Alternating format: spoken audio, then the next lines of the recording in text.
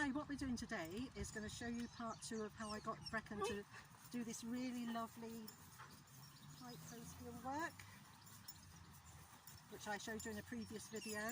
And in the previous video I also showed you how I was just building up value of him being at my side. So I'm going to show you today how I started to move that on. So what I started doing was literally just building up that value and just taking little steps forward like this, maybe taking little steps to the side and just moving like that and just building up that focus.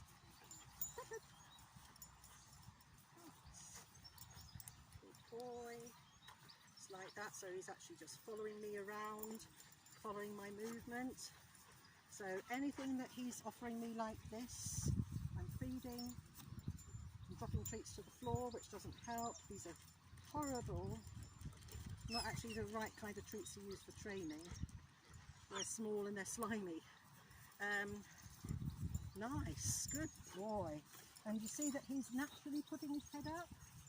I haven't used any force or anything like that, so no tight leads, no head jerking, no pulling, nothing like that. So everything that he's done has been quite natural. So it's his decision to put his head up. And just little steps like that, just getting him to follow me, just turning, changing direction.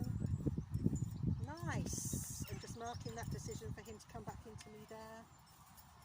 So I even did some walking backwards.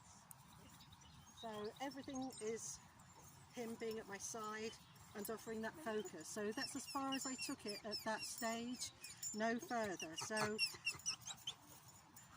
now, some dogs, they don't like to put their heads up like that, and some people, you know, if you're doing that kind of training, will say to you, oh, you've got to get their heads up, you've got to do tight leads, you've got to do all sorts of things, you've got to jerk on the leads and jerk on the necks to bring their heads up. You don't have to. In fact, my old dog Barkley, he was more inclined to want to work with his head more in that position. He didn't want to bring his head up at all. For whatever reason, he didn't want to bring his head up like that at all. So we just didn't do it.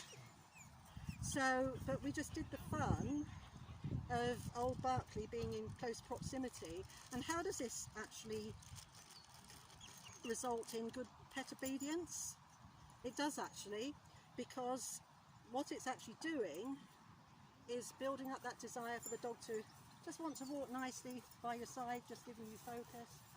So it's not all about competition obedience training, it's all about everyday living and having a dog who will walk nicely past other dogs, past people, past bikes, past joggers, and not necessarily with food in your hand, but in the early stages, yes, lots of food. So now Breacan can do all this without any food, so no food in my hand at all now. But in that early stage, it was all about food, food, food, food, building up the value. Yes, the value initially was in the food, but now the value is more about us. Yes, oh, that is really, so this is, you know, just for his ordinary everyday pet training, not just for competition obedience, as I say. So yes, it's all about having fun, so that he can walk along the road. Nice, good boy.